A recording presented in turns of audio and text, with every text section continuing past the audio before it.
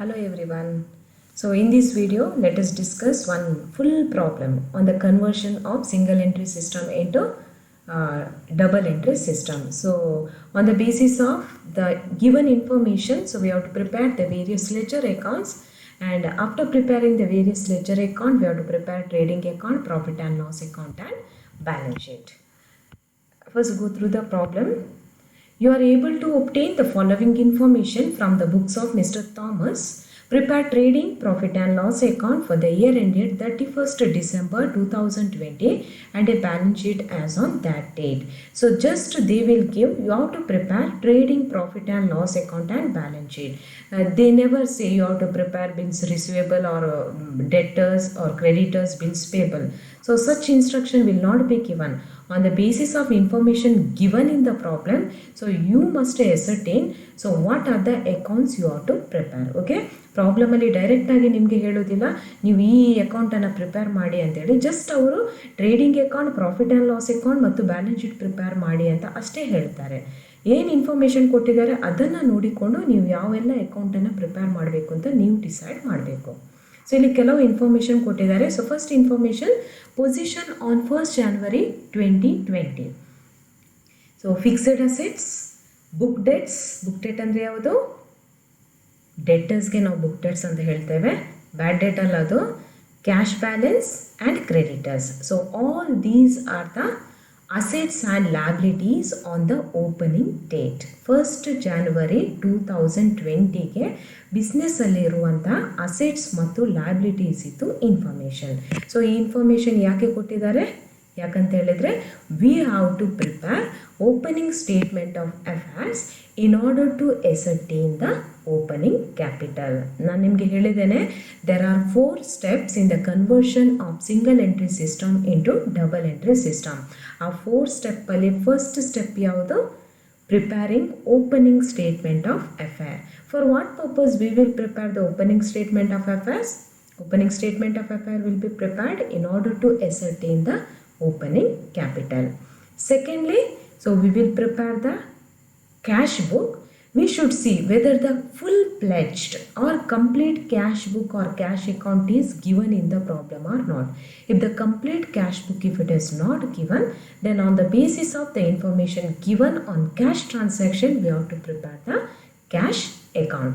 Third, we have to prepare debtors, creditors, bills payable and bills receivable account, and in the last step we have to prepare the financial statements, right? Yes. Next one, the analysis of the cash transaction for the year showed. Here cash book is not given, but the transactions related to cash is given. So therefore what you have to do, on the basis of these information you have to prepare cash account. So what are the various information related to cash? Receipts from debtors. What is the entry? Receipts from debtors.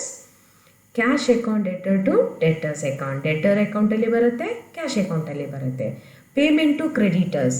So payment ಮಾಡಿದ್ದು ಕ್ರೆಡಿಟರ್ಸ್ಗೆ, creditors account debtor to cash account. Creditors ಅಕೌಂಟಲ್ಲಿ ಬರುತ್ತೆ, cash ಅಕೌಂಟಲ್ಲಿ ಬರುತ್ತೆ. Drawings by proprietor, ಅಂದರೆ proprietor ಕ್ಯಾಶನ್ನು ಇಟ್ಕೊಂಡು ಹೋದದ್ದು. Drawings account debtor to cash account. ಬೇರೆಯಲ್ಲಿ ಕೂಡ ಬರುತ್ತೆ, ಅದು ಕ್ಯಾಶ್ ಅಕೌಂಟಲ್ಲಿ ಬರುತ್ತೆ. ಮತ್ತು profit and loss account prepare ಮಾಡುವಾಗ ಅಲ್ಲಿ ಎಕ್ಸ್ಪೆಂಡಿಚರ್ ಸೈಡಲ್ಲಿ ಬರುತ್ತೆ.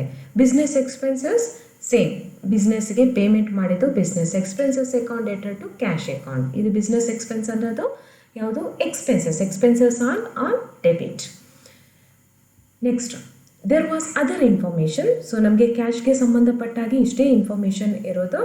ಸೊ ಇಲ್ಲಿ ಓಪನಿಂಗ್ ಕ್ಯಾಶ್ ಈ ಇನ್ಫಾರ್ಮೇಷನಲ್ಲಿ ಕೊಟ್ಟಿಲ್ಲ, ಬಟ್ ಇಲ್ಲಿ ಕೊಟ್ಟಿದ್ದಾರೆ. Position on 1st January cash information ಕೊಟ್ಟಿದ್ದಾರೆ, ಓಪನಿಂಗ್ ಕ್ಯಾಶ್ ಕೊಟ್ಟಿದ್ದಾರೆ, ಬೇರೆಲ್ಲ ಕ್ಯಾಶ್ ಇದು ರಿಲೇಟೆಡ್ ಇನ್ಫಾರ್ಮೇಷನ್ ಕೊಟ್ಟಿದ್ದಾರೆ, ಕ್ಲೋಸಿಂಗ್ ಕ್ಯಾಶ್ ಕೊಟ್ಟಿಲ್ಲ. ಸೊ ನಾವಿಲ್ಲಿ ಕ್ಯಾಶ್ ಬುಕ್ ಯಾಕೆ ಪ್ರಿಪೇರ್ ಮಾಡ್ತೇವೆ ಅಂತ ಹೇಳಿದರೆ, in order to ascertain the closing balance of cash.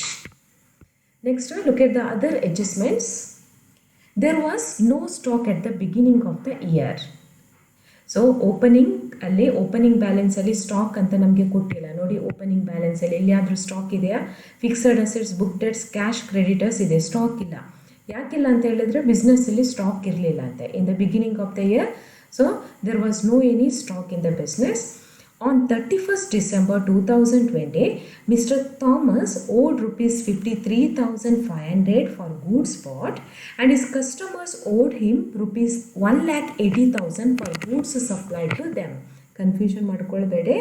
So ಇದು 31st ಡಿಸೆಂಬರ್ 2020ಗೆ, ಅಂದರೆ ಕ್ಲೋಸಿಂಗ್ ಬ್ಯಾಲೆನ್ಸಲ್ಲಿ ಏನಾಗಿದೆ, ಮಿಸ್ಟರ್ ಥಾಮಸ್ ಅಂತ ಹೇಳಿದರೆ ಅವನಿಗೆ ಬಿಸ್ನೆಸ್ ಮ್ಯಾನ್, ಅವನು ನಾವೀಗ ಅವನ ಬುಕ್ಕಲ್ಲಿ ಅಕೌಂಟ್ ಪ್ರಿಪೇರ್ ಮಾಡ್ತಾ ಇದ್ದೇವೆ. ಈ ಓಡ್ ಅಂತ ಹೇಳಿದರೆ ಅವನು ಇನ್ನೊಬ್ಬರಿಗೆ ಕೊಡಲಿಕ್ಕೆ ಇರುವ ಹಣ, ಅಂತ ಹೇಳಿದರೆ he is liable to pay. ಅಂತ ಹೇಳಿದರೆ he is the creditor. Okay, Thomas owed rupees 53,500 for goods bought. That means, so this 53,500 is the closing creditor, right? And his customers owed him rupees 1,80,000 for goods supplied to them. Mr. Thomas ಏನು ಮಾಡಿರ್ತಾನೆ, 1,80,000 ವರ್ತಿದ್ದು ಗೂಡ್ಸನ್ನು ಅವನ ಕಸ್ಟಮರ್ಗೆ ಕ್ರೆಡಿಟಲ್ಲಿ ಕೊಟ್ಟಿರ್ತಾನೆ. ಆ 1,80,000 rupees ಅವನಿಗೆ 31st ಡಿಸೆಂಬರ್ಗೆ ಬರಲಿಕ್ಕಿರತ್ತೆ. ಈ ಓಸ್ that amount ಅವನಿಗೆ ಬರಲಿಕ್ಕಿರುವಂಥದ್ದು. So therefore that is the sundry debtors, ಅದು assets. That is the closing balance of sundry debtors. ಇಲ್ಲಿ ಈ ಇನ್ಫಾರ್ಮೇಷನಲ್ಲಿ ನಮಗೆ ಕ್ಲೋಸಿಂಗ್ ಡೆಟರ್ಸು ಕೊಟ್ಟಿದ್ದಾರೆ, ಕ್ಲೋಸಿಂಗ್ ಕ್ರೆಡಿಟರ್ಸ್ ಕೂಡ ಕೊಟ್ಟಿದ್ದಾರೆ. ಸರಿಯಾ? ಓಪನಿಂಗ್ ಡೆಟರ್ಸ್ ಮತ್ತು ಓಪನಿಂಗ್ ಕ್ರೆಡಿಟರ್ಸ್ ಎಲ್ಲಿ ಕೊಟ್ಟಿದ್ದಾರೆ, ಅದು ಓಪನಿಂಗ್ ಇನ್ಫಾರ್ಮೇಷನಲ್ಲಿ ಕೊಟ್ಟಿದ್ದಾರೆ. ಕ್ಲೋಸಿಂಗ್ ಡೆಟರ್ಸ್ ಮತ್ತು ಕ್ಲೋಸಿಂಗ್ ಕ್ರೆಡಿಟರ್ಸ್ ಈ ಅಡ್ಜಸ್ಟ್ಮೆಂಟಲ್ಲಿ ಕೊಟ್ಟಿದ್ದಾರೆ. Apart from that, so provide 5% depreciation on fixed assets. ಇದೆಲ್ಲ ಎರಡೆರಡು ಕಡೆ ಬರುತ್ತೆ. ಸೊ ಡೆಪ್ರಿಸಿಯೇಷನ್ ಒಮ್ಮೆ ಎಲ್ಲಿ ಬರುತ್ತೆ, ಒಮ್ಮೆ ನಾವು ಪ್ರಾಫಿಟ್ ಆ್ಯಂಡ್ ಲಾಸ್ ಅಕೌಂಟಲ್ಲಿ ತೋರಿಸ್ತೇವೆ, ಇನ್ನೊಮ್ಮೆ ಬ್ಯಾಲೆನ್ಸ್ ಶೀಟಲ್ಲಿ ಅದನ್ನು ಪರ್ಟಿಕ್ಯುಲರ್ ಅಸೆಟಿಂದ ಡಿಡಕ್ಟ್ ಮಾಡ್ತೇವೆ. And create A reserve of 10% on debtors ಮೇಲೆ ನಾವು 10% ಪ್ರೊವಿಷನನ್ನು ಕ್ರಿಯೇಟ್ ಮಾಡಬೇಕು. ಓಕೆ, ಈಗ ಪ್ರಾಬ್ಲಮ್ ವರ್ಕೌಟ್ ಮಾಡುವ. ನಾನು ಹೇಳಿದೆ, ಸೊ ಪ್ರಾಬ್ಲಮಲ್ಲಿ ಫಸ್ಟ್ ನೀವೇನು ನೋಡಬೇಕು ಅಂತ ಹೇಳಿದರೆ, ಇದು 24 ಮಾರ್ಕ್ಸ್ ಇದು ಪ್ರಾಬ್ಲಮ್. ಫಸ್ಟ್ ನೀವು ನೋಡಬೇಕಾದದ್ದು ಓಪನಿಂಗ್ ಬ್ಯಾಲೆನ್ಸ್ ಶೀಟ್ ಕೊಟ್ಟಿದ್ದಾರೆ, opening balance sheet opening statement of affairs. ಅದೇನಾದರೂ ನ್ಯೂ ಬಿಸ್ನೆಸ್ ಆಗಿದ್ದರೆ ಆಗ ಓಪನಿಂಗ್ ಬ್ಯಾಲೆನ್ಸ್ ಶೀಟ್ ಇರೋದಿಲ್ಲ. ಓಕೆ, ನೆನಪಲ್ಲಿ ಇಟ್ಕೊಳ್ಳಿ. ಅದು ಎಕ್ಸಿಸ್ಟಿಂಗ್ ಬಿಸ್ನೆಸ್ ಆಗಿದ್ದರೆ ಅಲ್ಲಿ ಓಪನಿಂಗ್ ಇನ್ಫಾರ್ಮೇಷನ್ ಇರುತ್ತೆ, ಇದರ opening balance sheet opening information.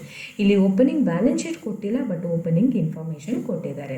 ಅದರ ಬೇಸಿಸ್ ಮೇಲೆ ನಾವು ಏನು ಮಾಡಬೇಕು, opening statement of affairs opening balance ಶೀಟನ್ನು ನಾವು ಪ್ರಿಪೇರ್ ಮಾಡಬೇಕು. ಏನೆಲ್ಲ ಇನ್ಫಾರ್ಮೇಷನ್ ಇದೆ, ಫಿಕ್ಸೆಡ್ ಅಸೆಟ್ಸ್ ಇದೆ, ಓಪನಿಂಗ್ ಡೆಟರ್ಸ್ ಇದೆ, ಕ್ಯಾಶ್ ಇದೆ, ಕ್ರೆಡಿಟರ್ಸ್ ಇದೆ. ಫಸ್ಟ್ 3 ಅಸೆಟ್ಸ್, ಇನ್ನೊಂದು ಕ್ರೆಡಿಟರ್ಸ್ ಯಾವುದು, ಅದು ಕ್ರೆಡಿಟ್ ಸೈಡಲ್ಲಿ ಬರೋದು, ಲಯಬಿಲಿಟಿ ಸೈಡಲ್ಲಿ ಬರೋದು. So look at the opening statement of affairs. ಇದನ್ನು ಕ್ಲಿಯರಾಗಿ ಬರಬೇಕು. Opening statement of affairs as on 1st January 2020. 1st January, 31st December ಅಲ್ಲ, 31st ಡಿಸೆಂಬರ್ಗೆ ನಾವು ಕ್ಲೋಸಿಂಗ್ ಬ್ಯಾಲೆನ್ಸ್ ಶೀಟ್ ಪ್ರಿಪೇರ್ ಮಾಡೋದು. And it is better if you write in the books of Thomas, ಅದನ್ನು ಫಸ್ಟಿಗೆ ಒಂದು ಬರೆಯಿರಿ. Okay, in the books of Thomas ಬರೆದು opening statement of affairs ಅಂತ ಬರೆಯಿರಿ. ಎಸ್, ಅಲ್ಲಿ ಕೊಟ್ಟ ಇನ್ಫಾರ್ಮೇಷನ್ ಪ್ರಕಾರ ರೆಕಾರ್ಡ್ ಮಾಡಿ. Fixed assets, book debts, cash, ಇಲ್ಲಿ creditors, then balance sheet. 4 information ಮಾತ್ರ ಇರೋದು. ಬ್ಯಾಲೆನ್ಸ್ ಮಾಡಿ ಏನು ಡಿಫ್ರೆನ್ಸ್ ಬರುತ್ತೆ, ಆ ಡಿಫ್ರೆನ್ಸ್ ಯಾವುದು, ಓಪನಿಂಗ್ ಕ್ಯಾಪಿಟಲ್. ಆ ಡಿಫ್ರೆನ್ಸನ್ನು ನಾವು ಓಪನಿಂಗ್ ಕ್ಯಾಪಿಟಲ್ ಅಂತ ಕನ್ಸಿಡರ್ ಮಾಡ್ತೇವೆ. Next, what is the second step? Second step, we have to prepare the cash account if the complete or full pledged cash book is not given. So ಏನೆಲ್ಲ information ಕೊಟ್ಟಿದ್ದಾರೆ ಕ್ಯಾಶಿಗೆ related ಆದದ್ದು, ಒಂದು ನಮಗೆ opening cash balance 42,000 ಇದೆ. Opening cash ಬ್ಯಾಲೆನ್ಸನ್ನು record ಮಾಡಬೇಕು. ಅದನ್ನು ಹೊರತುಪಡಿಸಿ receipts from debtors, payment made to creditors, drawings and business expenses, ಇಷ್ಟು ಇನ್ಫಾರ್ಮೇಷನ್ ಇದೆ. ಓಕೆ, 5 ಇನ್ಫಾರ್ಮೇಷನ್ ಇದೆ. ಫಸ್ಟಿಗೆ opening balance, to balance brought on. Cash ಅನ್ನುವಂಥದ್ದು ಅಸೆಟ್, ಆದ ಕಾರಣ ಅದನ್ನು ಡೆಬಿಟ್ ಸೈಡಲ್ಲಿ ಓಪನಿಂಗ್ ಬ್ಯಾಲೆನ್ಸ್ ತೋರಿಸ್ತೇವೆ. Next, cash received from debtors, cash account debtor to debtors account 7,08,000. Next, payment made to creditors, creditors account debtor to cash account 3 lakh. Then amount withdrawn by the proprietor, drawings by the proprietor, drawings account debtor to cash account 2,70,000. business expenses paid, business expenses account debtor to cash account. ಇದೆಲ್ಲವೂ ಅಡ್ಜಸ್ಟ್ಮೆಂಟಲ್ಲಿ ಬಂದದ್ದು, ಎರಡೆರಡು ಕಡೆ ಅದನ್ನು ತೋರಿಸ್ತೇವೆ. ಇದು debtors cash ಇಲ್ಲಿ ಬಂದಿದೆ, ಇನ್ನೊಂದು ಇಲ್ಲಿ ಬರುತ್ತೆ ಡೆಟರ್ಸ್ ಅಕೌಂಟಲ್ಲಿ ಬರುತ್ತೆ, ಇದು ಕ್ರೆಡಿಟರ್ಸ್ ಅಕೌಂಟಲ್ಲಿ ಬರುತ್ತೆ. ಡ್ರಾಯಿಂಗ್ಸ್ ಮತ್ತು ಬಿಸ್ನೆಸ್ ಎಕ್ಸ್ಪೆನ್ಸಸ್ ಇನ್ನೊಂದು ಸರಿ ಎಲ್ಲಿ ಬರುತ್ತೆ, ಪ್ರಾಫಿಟ್ ಆ್ಯಂಡ್ ಲಾಸ್ ಅಕೌಂಟಲ್ಲಿ ಬರುತ್ತೆ. ಪ್ರತಿಯೊಂದು ಎರಡೆರಡು ಕಡೆ ಬರಬೇಕು. ಓಕೆ, ಇದು ಓಪನಿಂಗ್ ಬ್ಯಾಲೆನ್ಸ್ ಆಫ್ ಕ್ಯಾಶ್ ಇಲ್ಲಿ ಬಂದಿದೆ, ಓಪನಿಂಗ್ ಬ್ಯಾಲೆನ್ಸ್ ಶೀಟಲ್ಲಿ ಬಂದಿದೆ. ಸರಿಯಾ? ಈಗ ಇದನ್ನು ಬ್ಯಾಲೆನ್ಸ್ ಮಾಡಿ ಎಲ್ಲ ಇನ್ಫಾರ್ಮೇಷನ್ ಇದೆ. ಓಪನಿಂಗ್ ಕ್ಯಾಶ್ ಬ್ಯಾಲೆನ್ಸ್ ಇದೆ. ಸೊ ಏನು ನಮಗೆ ಬ್ಯಾಲೆನ್ಸಿಂಗ್ ಫಿಗರ್ ಸಿಗುತ್ತೆ ಅದನ್ನು ಕ್ಲೋಸಿಂಗ್ ಬ್ಯಾಲೆನ್ಸ್ ಅಂತ ಕನ್ಸಿಡರ್ ಮಾಡ್ತೇವೆ. By balance carry down. ಈ ಕ್ಲೋಸಿಂಗ್ ಬ್ಯಾಲೆನ್ಸ್ ಎಲ್ಲಿ ಬರುತ್ತೆ? ಇದು ಕ್ಲೋಸಿಂಗ್ ಬ್ಯಾಲೆನ್ಸ್ ಶೀಟಲ್ಲಿ ಬರುತ್ತೆ. ಓಪನಿಂಗ್ ಬ್ಯಾಲೆನ್ಸ್ 42,000 ಓಪನಿಂಗ್ ಬ್ಯಾಲೆನ್ಸ್ ಶೀಟಲ್ಲಿ ಬಂದಿತ್ತು. ಈ 75,000 ನಮ್ಗೆ ಈಗ ಏನು ಬ್ಯಾಲೆನ್ಸಿಂಗ್ ಫಿಗರ್ ಸಿಕ್ಕಿದೆಯೋ ಅದನ್ನು ನಾವು ಕ್ಲೋಸಿಂಗ್ ಬ್ಯಾಲೆನ್ಸ್ ಶೀಟಲ್ಲಿ ತೋರಿಸ್ತೇವೆ. ನೆಕ್ಸ್ಟ್ ನಮಗೆ ಪ್ರಾಬ್ಲಮ್ ನೋಡುವಾಗ ಗೊತ್ತಾಗುತ್ತೆ ಯಾವೆಲ್ಲ ಇನ್ಫಾರ್ಮೇಷನ್ ಇದೆ. ಈ ಓಪನಿಂಗ್ ಬ್ಯಾಲೆನ್ಸ್ ಶೀಟ್ಗೆ ಸಂಬಂಧಪಟ್ಟ ಇನ್ಫಾರ್ಮೇಷನ್ ಬಿಟ್ಟು, ಕ್ಯಾಶ್ ಇನ್ಫಾರ್ಮೇಷನ್ ಬಿಟ್ಟು, ಡೆಟರ್ಸ್ ಮತ್ತು ಕ್ರೆಡಿಟರ್ಸ್ಗೆ ಸಂಬಂಧಪಟ್ಟ ಇನ್ಫಾರ್ಮೇಷನ್ ಇದೆ. ಯಾವುದೇ ಬಿಲ್ಸ್ ರಿಸೀವೇಬಲ್ ಮತ್ತು ಬಿಲ್ಸ್ ಪೇಬಲ್ಗೆ ಸಂಬಂಧಪಟ್ಟ ಇನ್ಫಾರ್ಮೇಷನ್ ಇಲ್ಲ. ಆದ ಕಾರಣ ನಾವು ಬಿಲ್ಸ್ ರಿಸೀವೇಬಲ್ ಮತ್ತು ಬಿಲ್ಸ್ ಪೇಬಲ್ ಅಕೌಂಟ್ ಪ್ರಿಪೇರ್ ಮಾಡುವ ಅಗತ್ಯ ಇಲ್ಲ. ನಾವು ಡೆಟರ್ಸ್ ಮತ್ತು ಕ್ರೆಡಿಟರ್ಸ್ ಅಕೌಂಟ್ ಪ್ರಿಪೇರ್ ಮಾಡಿದರೆ ಸಾಕು. ಓಕೆ, ಯಾವಾಗ ಬಿಲ್ಸ್ ರಿಸೀವೇಬಲ್ ಮತ್ತು ಬಿಲ್ಸ್ ಪೇಬಲ್ ಅನ್ನುವ ಇನ್ಫಾರ್ಮೇಷನ್ ಬರುತ್ತೆ ಆಗ ಮಾತ್ರ ಆ ಅಕೌಂಟನ್ನು ಪ್ರಿಪೇರ್ ಮಾಡಬೇಕು. ಎಸ್, ಡೆಟರ್ಸ್ ಅಕೌಂಟಲ್ಲಿ ಯಾವೆಲ್ಲ ಇನ್ಫಾರ್ಮೇಷನ್ ಇದೆ? ನಮಗೆ ಓಪನಿಂಗ್ ಬ್ಯಾಲೆನ್ಸ್ ಆಫ್ ಡೆಟರ್ಸ್ ಎಲ್ಲಿದೆ? ಓಪನಿಂಗ್ ಇನ್ಫಾರ್ಮೇಷನಲ್ಲಿ ಕೊಟ್ಟಿದ್ದಾರೆ. ಅದು ಓಪನಿಂಗ್ ಬ್ಯಾಲೆನ್ಸ್ ಶೀಟಲ್ಲೂ ನಾವು ರೆಕಾರ್ಡ್ ಮಾಡಿದ್ದೇವೆ. ಬುಕ್ ಡೆಟ್ಸ್ ಅಂತ ಹೇಳಿ 1,56,000. ನೆಕ್ಸ್ಟ್ ಕ್ರೆಡಿಟ್ ಸೈಡಲ್ಲಿ ಬನ್ನಿ, ಇಲ್ಲಿ ಕ್ಯಾಶಲ್ಲಿ ರೆಕಾರ್ಡ್ ಮಾಡಿದ್ದೇವೆ. ಕ್ಯಾಶ್ ಟು ಡೆಟರ್ಸ್ ಇಲ್ಲಿ ಬರುವಾಗ ಅದು ಬೈ ಕ್ಯಾಶ್ ಆಗುತ್ತೆ 7,08,000. ನೆಕ್ಸ್ಟ್ ಕ್ಲೋಸಿಂಗ್ ಡೆಟರ್ಸ್ ಅಡ್ಜಸ್ಟ್ಮೆಂಟಲ್ಲಿ ಹೇಳಿದ್ದಾರೆ 1,80,000 ಅಮೌಂಟ್ ಹಿಯರ್ ಇಲ್ಲಿ ನೋಡಿ. And his customer owed him ₹1,80,000 for goods supplied to them. ಅದು closing debtors. Okay, so balance ಮಾಡ್ತೀರಿ. ಸೊ ರಿಮೈನಿಂಗ್ ಏನು ಬ್ಯಾಲೆನ್ಸಿಂಗ್ ಫಿಗರ್ ಬರುತ್ತೆ ಆ ಬ್ಯಾಲೆನ್ಸಿಂಗ್ ಫಿಗರನ್ನು ಕ್ರೆಡಿಟ್ ಸೇಲ್ಸ್ಗೆ ಟ್ರಾನ್ಸ್ಫರ್ ಮಾಡ್ತೀರಿ. ಡೆಟರ್ಸಲ್ಲಿ ಓಪನಿಂಗ್ ಬ್ಯಾಲೆನ್ಸ್ ಇದ್ದು ಕ್ಲೋಸಿಂಗ್ ಬ್ಯಾಲೆನ್ಸು ಕೊಟ್ಟರೆ ನಿಮಗೆ ಕ್ರೆಡಿಟ್ ಬ್ಯಾಲೆನ್ಸ್ ಬಂದರೆ ಅದರಲ್ಲಿ ಯಾವುದೇ ಡೌಟ್ ಇಲ್ಲ, ಅದು ಕ್ರೆಡಿಟ್ ಸೇಲೇ ಆಗಿರ್ತದೆ. ಆ್ಯಂಡ್ ಸಾಮಾನ್ಯವಾಗಿ ಇದರಲ್ಲಿ ಮಿಸ್ಸಿಂಗ್ ಐಟಮ್ ಅದೇ ಆಗಿರುತ್ತೆ. ನೆಕ್ಸ್ಟ್ ಕ್ರೆಡಿಟರ್ಸ್ ಅಕೌಂಟ್ ಪ್ರಿಪೇರ್ ಮಾಡುವ. ಕ್ರೆಡಿಟರ್ಸ್ ಅಕೌಂಟಲ್ಲೂ ಅಷ್ಟೇ ಇನ್ಫಾರ್ಮೇಷನ್ ಇರೋದು. Opening balance of creditors. So creditors liability ಆದ ಕಾರಣ ಅದು ಕ್ರೆಡಿಟ್ ಬ್ಯಾಲೆನ್ಸ್ ಕ್ರೆಡಿಟ್ ಸೈಡಲ್ಲಿ ಬರುತ್ತೆ 30,000. Next cash paid to creditors ಇದೆ 2 cash. Next closing balance of creditors ಇದು ಕೊಟ್ಟಿದ್ದಾರೆ. Mister Thomas would ₹53,500 to the creditors ಅಂತ ಕೊಟ್ಟಿದೆ. ಅದು ಯಾವುದು? Closing creditors. ಓಕೆ, 53,500 ಬ್ಯಾಲೆನ್ಸ್ ಮಾಡಿ ಏನು ಬ್ಯಾಲೆನ್ಸಿಂಗ್ ಫಿಗರ್ ಬರುತ್ತೆ ಅದನ್ನು ಕ್ರೆಡಿಟ್ ಪರ್ಚೇಸ್ ಅಂತ ಟ್ರಾನ್ಸ್ಫರ್ ಮಾಡ್ತೇವೆ. ಎಸ್, ಈಗ ನಾವೆಲ್ಲ ಲೆಡ್ಜರ್ ಅಕೌಂಟ್ ಪ್ರಿಪೇರ್ ಮಾಡಿ ಆಯಿತು. ಕ್ಯಾಶ್ ಅಕೌಂಟ್ ಪ್ರಿಪೇರ್ ಮಾಡಿದೆವು, ಡೆಟರ್ಸ್ ಅಕೌಂಟ್ ಪ್ರಿಪೇರ್ ಮಾಡಿದೆವು, ಕ್ರೆಡಿಟರ್ಸ್ ಅಕೌಂಟ್ ಪ್ರಿಪೇರ್ ಮಾಡಿದೆವು. ಈಗ ನಮ್ಮದು ಲಾಸ್ಟ್ ಸ್ಟೇಜ್ಗೆ ನಾವು ಬರಬೇಕು.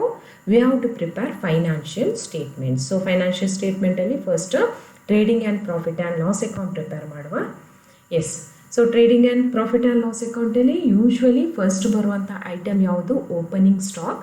ಬಟ್ ನಮಗೆ ಪ್ರಾಬ್ಲಮಲ್ಲಿ ಸ್ಪೆಸಿಫಿಕ್ ಆಗಿ ಹೇಳಿದ್ದಾರೆ there is no any stock in the beginning of the year. Okay, so beginning of the ಇಯರಲ್ಲಿ ಯಾವುದೇ ಸ್ಟಾಕ್ ಇಲ್ಲ. ಸೊ ಇಲ್ಲಿ ನಾವು ಸ್ಟಾಕನ್ನು ರೆಕಾರ್ಡ್ ಮಾಡೋದಿಲ್ಲ. Directly purchases. There is no any information about cash purchase. Cash purchase ಇದು ಯಾವುದೇ ಇನ್ಫಾರ್ಮೇಷನ್ ಇಲ್ಲ. ಕ್ಯಾಶ್ ಪರ್ಚೇಸ್ ಇದು ಇನ್ಫಾರ್ಮೇಷನ್ ಇರ್ತಿದ್ದದ್ದು ಎಲ್ಲಿ ಬರ್ತಾಯಿತ್ತು? ಕ್ಯಾಶ್ ಬುಕ್ಕಲ್ಲಿ ಬರ್ತಾಯಿತ್ತು. ಬಟ್ ನಮಗೆ ಎಲ್ಲಿ ಕ್ರೆಡಿಟರ್ಸ್ ಅಕೌಂಟಲ್ಲಿ ಕ್ರೆಡಿಟ್ ಪರ್ಚೇಸ್ ಇದೆ. ಸೊ ಅದನ್ನೇ ನಾವು ಟೋಟಲ್ ಪರ್ಚೇಸ್ ಅಂತ ಕನ್ಸಿಡರ್ ಮಾಡ್ತೀವಿ 3,23,500. ನೆಕ್ಸ್ಟ್ ಕ್ರೆಡಿಟ್ ಸೇಲ್ಸ್ ಇದೆ, ಕ್ಯಾಶ್ ಸೇಲ್ಸ್ ಇಲ್ಲ. ಸಪೋಸ್ ಕ್ಯಾಶ್ ಬುಕ್ಕಲ್ಲಿ cash sales and cash purchase ಕೊಟ್ಟರೆ ನೀವಿಲ್ಲಿ ಟ್ರೇಡಿಂಗ್ ಅಕೌಂಟಲ್ಲಿ ಟೋಟಲ್ ಸೇಲ್ಸ್ ಮತ್ತು ಟೋಟಲ್ ಪರ್ಚೇಸಸ್ ರೆಕಾರ್ಡ್ ಮಾಡಬೇಕು. ಓಕೆ, ಸೊ ಟೋಟಲ್ ಪರ್ಚೇಸ್ ಅಂದರೆ cash purchase plus credit purchase. Total sales ಅಂದರೆ cash sales plus credit sales. But ಈ ಪ್ರಾಬ್ಲಮಲ್ಲಿ ಕ್ಯಾಶ್ ಬುಕ್ ಡೀಟೇಲ್ಸಲ್ಲಿ ಯಾವುದೇ ರೀತಿಯ ಸೇಲ್ಸ್ ಆಗಲಿ ಪರ್ಚೇಸ್ ಆಗಿ ಇನ್ಫಾರ್ಮೇಷನ್ ಕೊಟ್ಟಿಲ್ಲ. ಆದ ಕಾರಣ ನಾವೇನು ಅಸ್ಯೂಮ್ ಮಾಡ್ತೇವೆ ಅಂತ ಹೇಳಿದರೆ ಬಿಸ್ನೆಸ್ಸಲ್ಲಿ ಓನ್ಲಿ ಕ್ರೆಡಿಟ್ ಸೇಲ್ ಮತ್ತು ಕ್ರೆಡಿಟ್ ಪರ್ಚೇಸ್ ಇತ್ತು ಅಂತೇಳಿ. ಸೊ ಅದನ್ನೇ ರೆಕಾರ್ಡ್ ಮಾಡ್ತೀರಿ. ಯಾವುದೇ ಕ್ಲೋಸಿಂಗ್ ಸ್ಟಾಕ್ ಇದ್ದು ಕೂಡ ಇನ್ಫಾರ್ಮೇಷನ್ ಇಲ್ಲ. ಸೊ ಬ್ಯಾಲೆನ್ಸ್ ಮಾಡಿ ಏನು ಬ್ಯಾಲೆನ್ಸಿಂಗ್ ಫಿಗರ್ ಬರುತ್ತೆ ಅದನ್ನು ಗ್ರಾಸ್ ಪ್ರಾಫಿಟ್ಗೆ ಟ್ರಾನ್ಸ್ಫರ್ ಮಾಡಿ. 4,08,500 is the gross profit. So next you have to prepare the profit and loss account. ಆ ಗ್ರಾಸ್ ಪ್ರಾಫಿಟನ್ನು ಫಸ್ಟಿಗೆ ನೀವು ಬ್ರಾಟ್ ಡೌನ್ ಮಾಡಬೇಕು 4,08,500. ಆನಂತರ ನಮಗೆ ಗೊತ್ತಿರುವ ಇನ್ಫಾರ್ಮೇಷನ್ ಯಾವುದು? ಒಂದು ಬಿಸ್ನೆಸ್ ಎಕ್ಸ್ಪೆನ್ಸಸ್ ಎಷ್ಟಿದೆ? 1,05,000. ಸಾರಿ, ನಾನು ಆಗ ನಿಮ್ಗೆ ಎಕ್ಸ್ಪ್ಲೇನ್ ಮಾಡೋಕೆ ಹೇಳಿದೆ. ಡ್ರಾಯಿಂಗ್ಸ್ ಎಲ್ಲಿ ಬರುತ್ತೆ, ಪ್ರಾಫಿಟ್ ಆ್ಯಂಡ್ ಲಾಸ್ ಅಕೌಂಟಲ್ಲಿ ಬರುತ್ತೆ ಅಂತೇಳಿ. ಡ್ರಾಯಿಂಗ್ಸ್ ಪ್ರಾಫಿಟ್ ಆ್ಯಂಡ್ ಲಾಸ್ ಅಕೌಂಟಲ್ಲಿ ಬರೋದಿಲ್ಲ. ಓಕೆ, ಡ್ರಾಯಿಂಗ್ಸ್ ಬರೋದು ಇಲ್ಲಿ, ಅದನ್ನು ನಾವು ಕ್ಯಾಪಿಟಲಿಂದ ಡಿಡಕ್ಟ್ ಮಾಡ್ತೇವೆ. ಓಕೆ, ಇಲ್ಲಿ ಬರೋದಿಲ್ಲ ಅದು, ಇಲ್ಲಿ ಬಿಸ್ನೆಸ್ ಎಕ್ಸ್ಪೆನ್ಸ್ ಮಾತ್ರ ಬರೋದು. So business expense 1,05,000. Next depreciation, ಇದು ಅಡ್ಜಸ್ಟ್ಮೆಂಟಲ್ಲಿ ಕೊಟ್ಟಿದ್ದಾರೆ. Okay, depreciation on fixed assets and RBD ಅಡ್ಜಸ್ಟ್ಮೆಂಟಲ್ಲಿ ಕೊಟ್ಟಿದ್ದಾರೆ. ಇದೆರಡೂ ಕೂಡ ಪ್ರಾಫಿಟ್ ಆ್ಯಂಡ್ ಲಾಸ್ ಅಕೌಂಟಲ್ಲಿ ಬರುತ್ತೆ. So depreciation on fixed assets 5,400, RBD 18,000. Okay, so total profit and loss account 4,08,500. ಅದರಲ್ಲಿ ನೆಟ್ ಪ್ರಾಫಿಟ್ ಎಷ್ಟು 2,80,100.